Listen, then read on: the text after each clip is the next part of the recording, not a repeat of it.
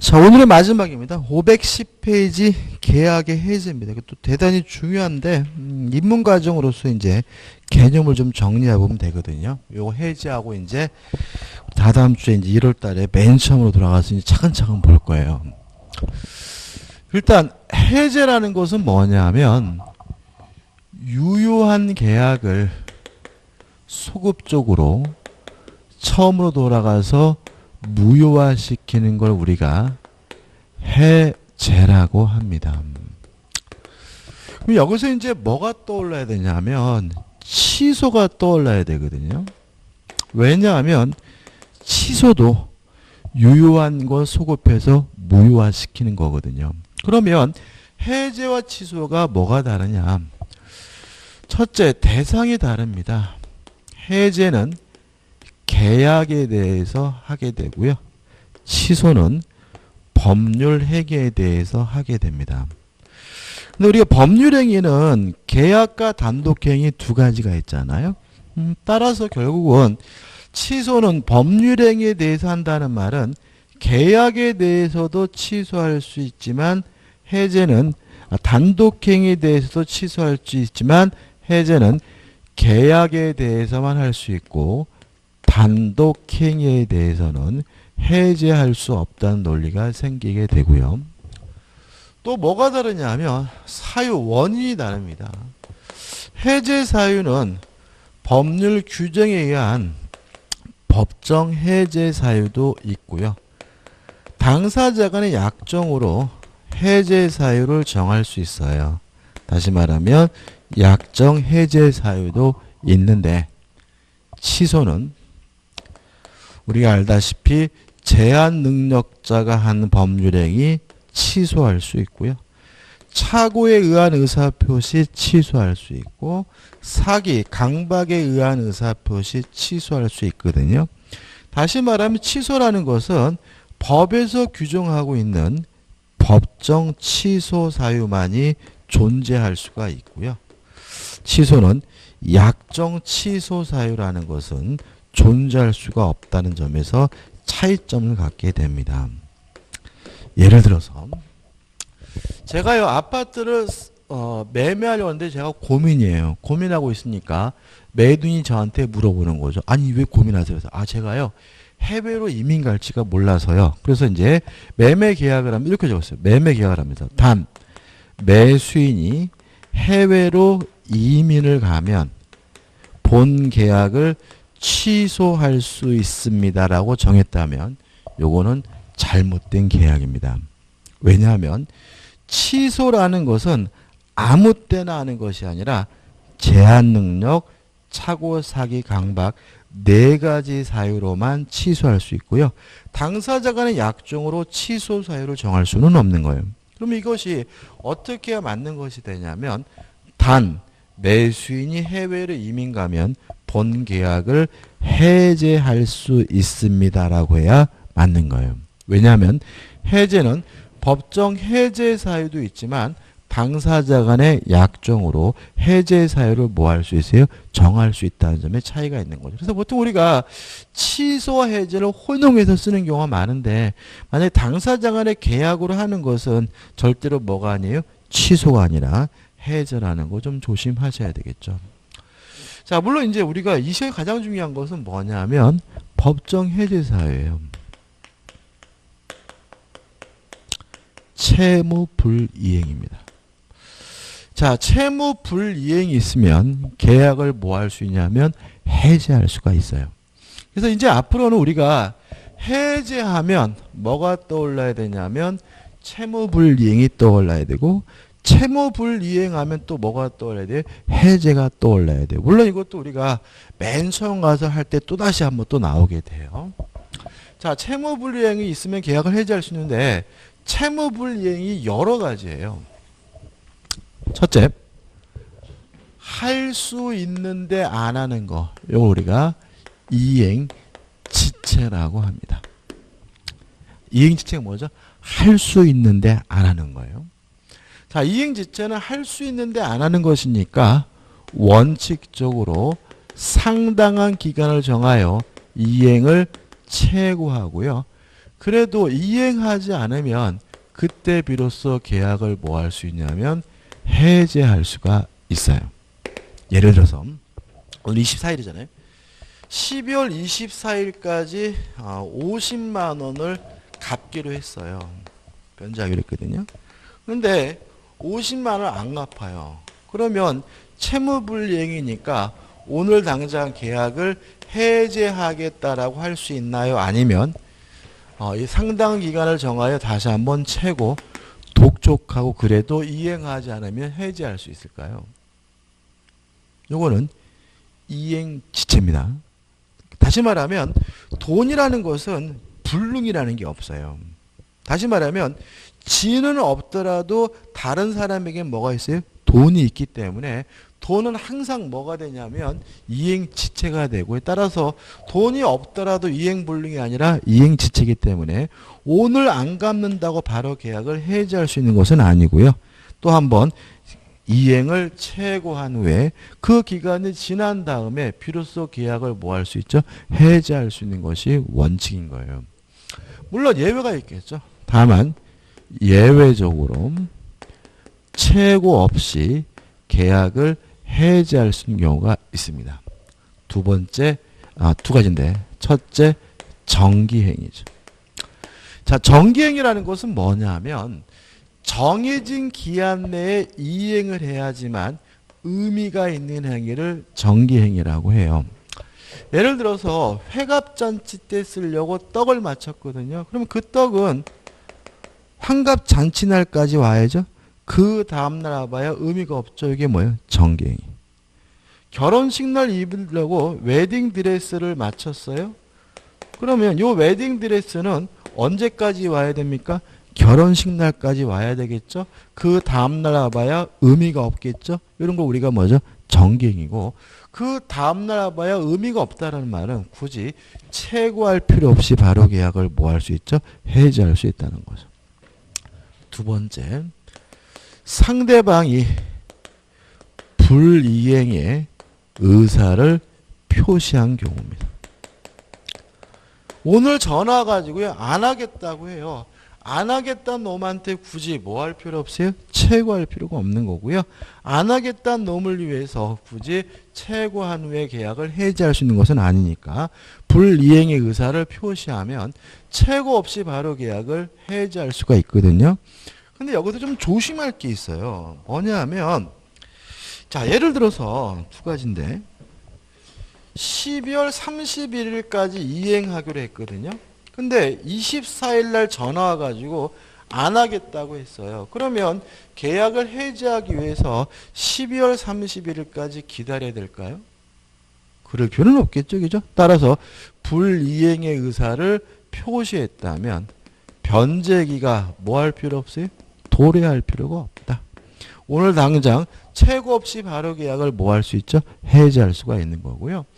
그 다음에 또 하나 문제는 자, 우리가 상대방이 동시 이행 항변권을 행사하고 있으면 이행하지 않아도 채무불이행 이행지체가 아니잖아요. 따라서 채무불이행을 이유로 계약을 해지하기 위해서는 상대방의 동시 이행 항변권을 소멸시키기 위해서 이행 또는 뭐가 있어야 되냐면 이행 제공이 있어야 되거든요. 요 이행 또는 이행의 제공을 해야 상대방의 동시 이행 항변권을 소멸시키고 이행 또는 이행의 제공을 해서 상대방의 동시 이행 항변권을 소멸시켜야 채무 불이행이고 뭐가 되는 거죠? 이행지체가 되는 거죠. 이게 원칙인 겁니다. 근데 상대방이 불이행의 의사를 표시하고 있다면 이행 또는 이행의 제공이 필요가 없다는 거죠. 왜냐하면 굳이 안 하겠다는 놈을 위해서 그 사람의 동시이행 항변권을 소멸시키기 위해서 뭐 할 필요는 없죠? 이행 또는 이행을 제공할 필요는 없어요. 시험에 참 잘 나오는 부분입니다. 그 다음 두 번째, 이행불능이죠. 할 수 없어서 못하는 게 이행불능인데 여기서 우리가 좀 조심할 것은 뭐냐면 이행불능은 후발적 불능 중에서도 채무자에게 고의나 과실이 있는 경우를 의미한다. 후발적 불능인데 채무자에게 고의 과실이 없다면 위험부담 문제로 가는 거고요. 후발적 불능인데 채무자에게 고의 과실이 있어야 채무불이행이고 이행불능인 거거든요. 그래서 아까 우리가 대표예제에서 이행불능을 이유로 계약을 해제하려면 채무자에게 고의 과실이 있어야 된다. 이 지문이 맞는 지문이 되고요. 그 다음에 또 하나 주의하실 것은 이행불능을 이유로 계약을 해제하기 위해서는 물론 최고할 필요도 없고요. 변제기가 도래할 필요도 없고 상대방의 동시 이행 항변권을 소멸시키기 위한 이행 또는 이행의 제공도 필요가 없다는 거죠. 다시 말하면 원래는 12월 31일까지 이행하기로 했는데 오늘 12월 24일 날 불능이 됐어요. 그러면 굳이 12월 31일까지 뭐 할 필요 없어요? 기다릴 필요가 없는 거고요. 또 못하게 된 사람의 동시 이행 항변권을 소멸시키기 위해서 이행 또는 이행의 제공도 필요가 없는 것이고 못하게 된 사람을 위해서 이행을 뭐 할 필요도 없어요? 최고할 필요도 없다는 거 요거 좀 주의하시 바랍니다. 그래서 실제로 시험에서는 상대방이 불이행의 의사를 표시한 경우와 이행 불능의 경우에 두 가지가 시험에 참 잘 나오니까 잊지 마시기 바랍니다. 세 번째, 불완전 이행입니다. 이행하긴 했는데 완전하지 않다는 거죠. 이건 둘로 나뉘어요. 지금은 불완전하지만 추후에 완성이 가능하다면 이행 지체와 마찬가지로 최고를 해야 계약을 해지할 수가 있는 거고요. 지금은 불완전하지만 추후에도 완성하는 것이 불가능하다면 이행 불능과 마찬가지로 최고 없이 바로 계약을 해지할 수가 있다. 이런 얘기고. 그 다음에 네 번째로 마지막이죠. 채권자의 수령 지체입니다. 우리 판례에 따른다면 채권자는 채권만 있는 것이 아니라 수령할 채무도 있기 때문에 채권자가 수령을 지체 수령을 안 하는 것도 채무 불이행이기 때문에 이때는 채무자 측에서 계약을 해제하는 것이 가능하다는 입장이죠. 물론 조심할 것은 이것도 불능이 아니라 지체이기 때문에 상당한 기간을 정하여 수령을 최고한 후에 그래도 수령하지 않으면 비로소 채무 불이행을 이유로 채무자 측에서 계약을 해지하는 것이 가능합니다. 요 네 가지 사유가 있으면 이제 계약을 해지할 수가 있어요. 왜냐하면 채무 불이행이 있으면 계약을 뭐 할 수 있기 때문에 해지할 수 있기 때문인 거죠.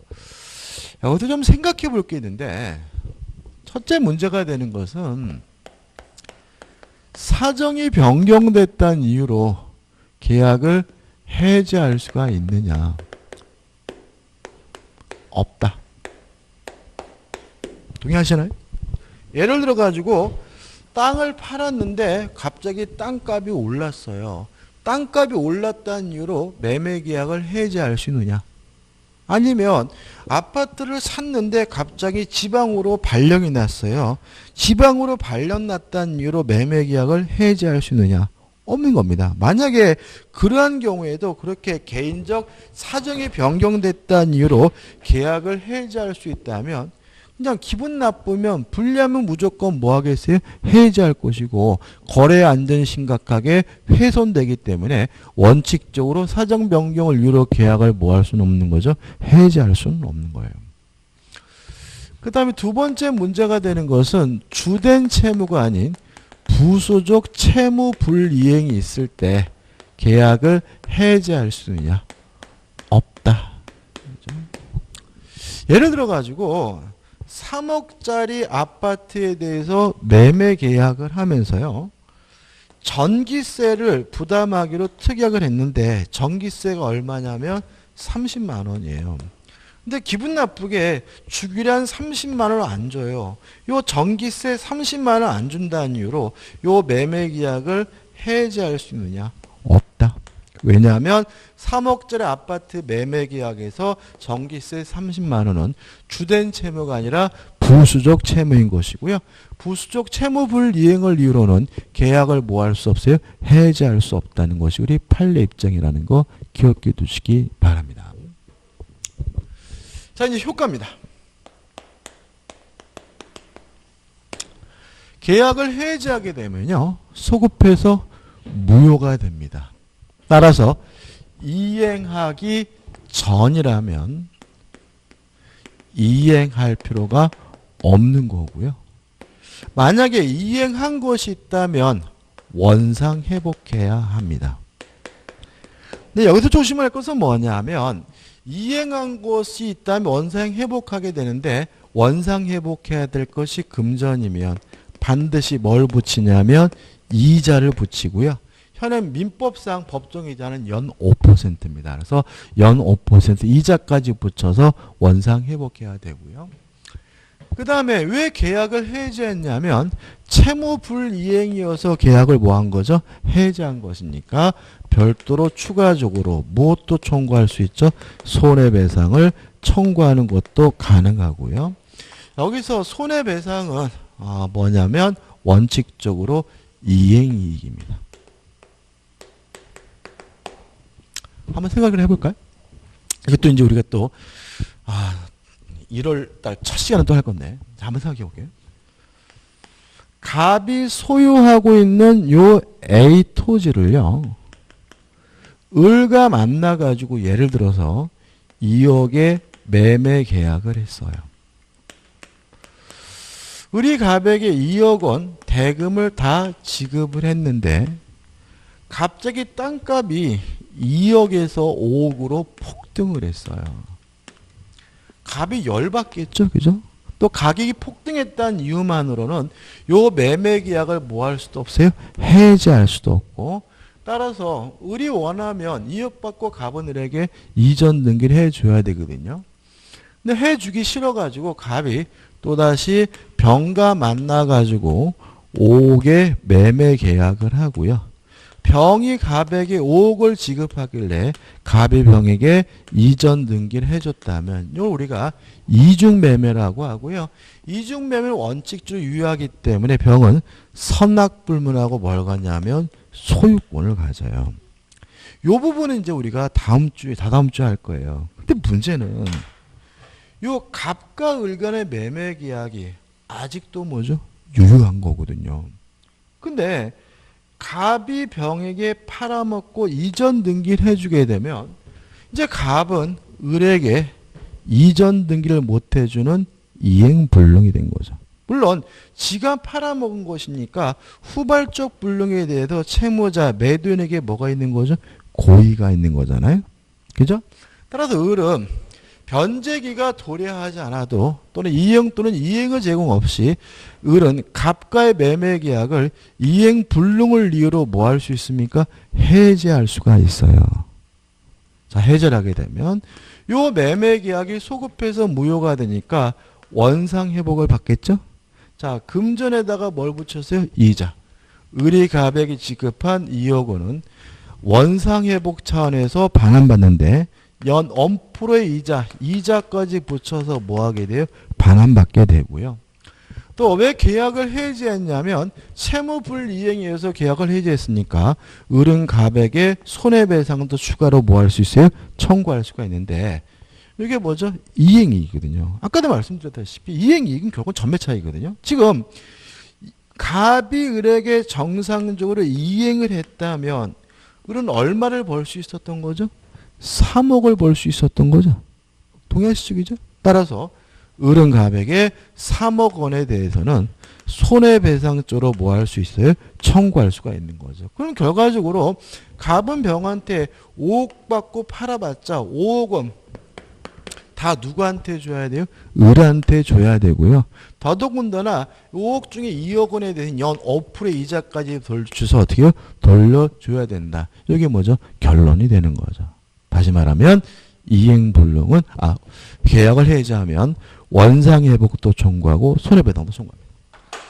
그다음 이제 문제가 되는 것은 계약이 소급해서 무효가 되기 때문에 제3자 보호 문제가 생겨요.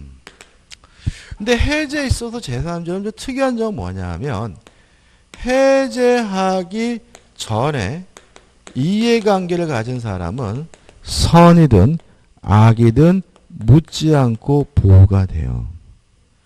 해제 후에 이해관계를 가진 사람은 선이여야지만 보호가 되고요. 악이면 보호되지 않습니다.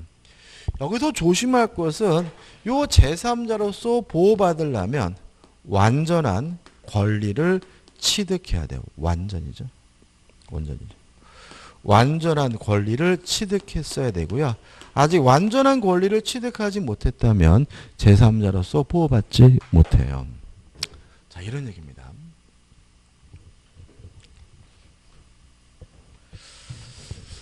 자, 갑이 을과 만나가지고 매매 계약을 하고요. 갑이 을에게 이전 등기를 해줬어요. 을이 또다시 병에게 팔아먹고 병에게 이전 등기까지 해줬는데 순서입니다. 갑이 을의 채무 불이행을 이유로 계약을 해제했다면 이 병은 선악불문하고 보호받습니다. 왜냐하면 해제하기 전에 매매 계약을 하고 자기 앞으로 뭘 했기 때문에 등기를 했기 때문에요. 근데 만약에 순서를 바뀌어가지고 갑이 을과 만나가지고 매매 계약을 하고 갑이 을에게 이전 등기를 해준 후에요.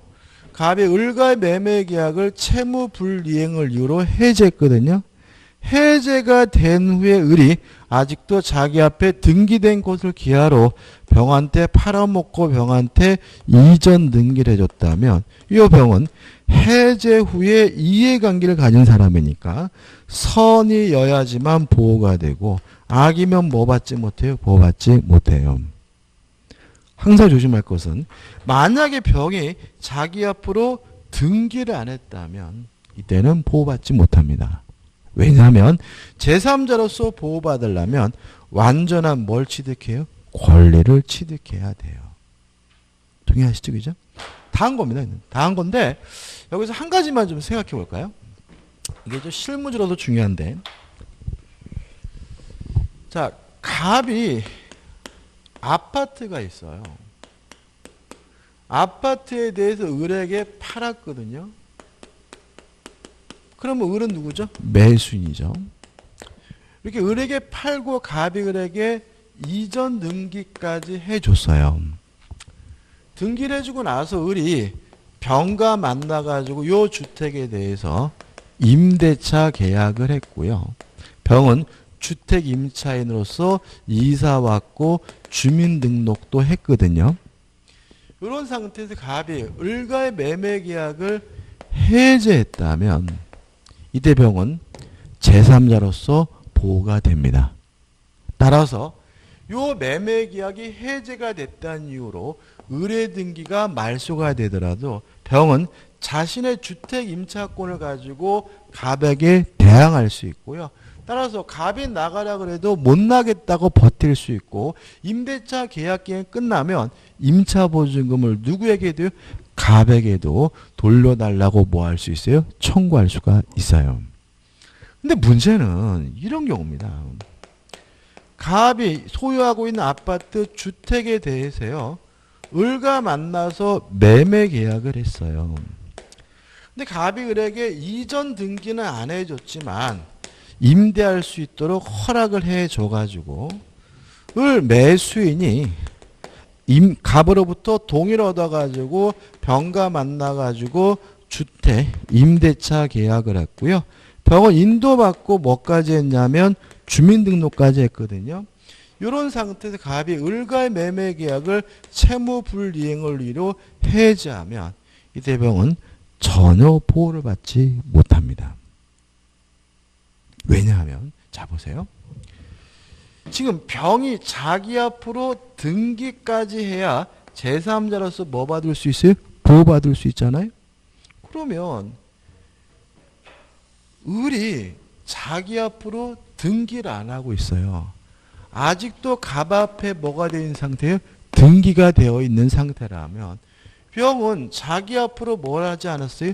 등기하지 않은 것이니까 이때 병은 제3자로서 전혀 보호받지 못해요. 따라서 제3자로서 보호받으려면 누구하고 매매 계약을 하고 이전 등기를 해야 돼요? 완전한 권리를 취득한 등기까지 한 매수인과 매매 계약을 하고 이전 등기를 받아야 제3자로서 뭐 받을 수 있는 거예요? 보호받을 수 있는 거거든요. 따라 이 경우에 을은 자기 앞으로 뭘 안 하고 있습니까? 등기를 안 하고 있죠. 따라서 등기하지 않은 매수인과 임대차 계약을 하고 인도받고 주민등록을 하더라도 제3자로서 뭐 받지 못해요? 보호받지 못하고요. 갑이 병에게 나가라 그러면 나가야 되고 병은 갑에게 보증금 달라고 뭐 할 수 없습니까? 요구할 수가 없습니다. 참고로 위에 게 흔할까요? 밑에 게 흔할까요? 실제 사건에서. 위에 거는 거의 없어요. 왜 그러냐면 우리가 계약을 해지한다는 것은 채무불이행이어서 매매대금을 안 줬다는 이유로 해지하는 거잖아요. 근데 돈도 안 줬는데 등기해주는 사람은 거의 없죠. 이런 건 거의 없습니다. 이런 게 흔해. 왜 이런 게 흔하냐면 보통 이렇게 돼요. 갑이 을한테 아파트를 팔면서 을이 갑한테 그러는 거죠. 아, 제가요 이 아파트를 실제 거주하려고 가는 게 아니라 투자 목적 전세를 주고 그 전세 보증금에서 잔금을 치르겠습니다 라고 하는 경우가 많아요. 그러면 갑이 어떻게 그러세요? 그러면 임대하십시오라고 허락을 내줘서 이놈이 뭐죠? 병과 만나서 임대차 계약을 하고 병이 을에게 보증금을 주자 이놈이 튀어버리면 잔금을 안 줬다는 이유로 갑은 을과 매매 계약을 뭐 하게 돼요? 해지하게 되고요. 그럼 병은 제3자로서 전혀 뭐 받지 못해요? 보호받지 못합니다. 그래서 요 판례 굉장히 많아요. 그래서 실제로 요 병의 입장에서는 뭘 잘못했냐면 얘한테 무작정 임차보증금을 주면 안 되죠. 지금 얘가 내용이 뭐예요? 보증금을 받아서 갑한테 뭐예요? 잔금을 치르겠다는 것이 내용이었다면 병은 갑과 3자 대면하에 뭐죠? 보증금을 줘야지 이런 일이 안 당하게 된다는 거 좀 조심하셔야 되고 이게 실무적으로도 중요하기 때문에 시험에 잘 나오고 있습니다. 오늘 뭐 여기까지 하겠습니다. 여기까지 할 거고요. 만약에 좀 복잡하다고 생각된다면 뭐는 잊지 마셔야 되냐면 우리가 자세한 거 우리가 다다음 3월달에 할 거고 잊지 말 것은 채무 불이행이 있으면 계약을 뭐 할 수 있어요? 해지할 수 있고 해지하게 되면 계약이 소급해서 뭐가 돼요? 무효가 되기 때문에 이행한 것이 있다면 원상 회복하게 되고 왜 계약을 해지했냐면 채무 불이행이어서 계약을 해지했으니까 손해배상을 추가로 뭐 할 수 있어요? 청구할 수 있다라는 거는 꼭 기억해 두시고 이건 우리가 다시 말하자면 이중 매매할 때 또 다시 한번 설명을 드릴 거예요. 그래서 오늘까지 해서 입문 과정을 마치고 이 정도면 우리가 민법에 대한 기초를 이제 닦은 거고요. 앞부분 수업 못 들으셨는 얘기죠. 그래서 가능하면 앞부분 입문 과정도 좀 들으시는 게 좀 좋습니다. 예? 보세요. 잘하셨네. 예. 모르겠어요. 그런지 아무튼 모르면 할 수 없어요. 그리고 다다음 주부터 이제 3개월 동안 처음부터 차근차근 자세히 설명드릴 거예요. 그리고 아마 우리가 1월 달부터 수업이 들어가면 수업이 지금 우리가 7시 40분에 시작하잖아요. 그죠? 6시 40분 시작하잖아요. 그죠? 그러면 한 타임 더 해야 돼요. 그래서 아마 10시까지는 할 겁니다. 그래서 7시 40분, 8시 40분, 9시 40분, 10시 해가지고 다다음 주부터는 우리 민법은 몇 시에요? 10시에 수업이 끝난다 생각가지고 오셔야 돼요. 그죠? 오늘 좀 일찍 끝났죠. 오늘 수고 많으셨습니다. 고맙습니다.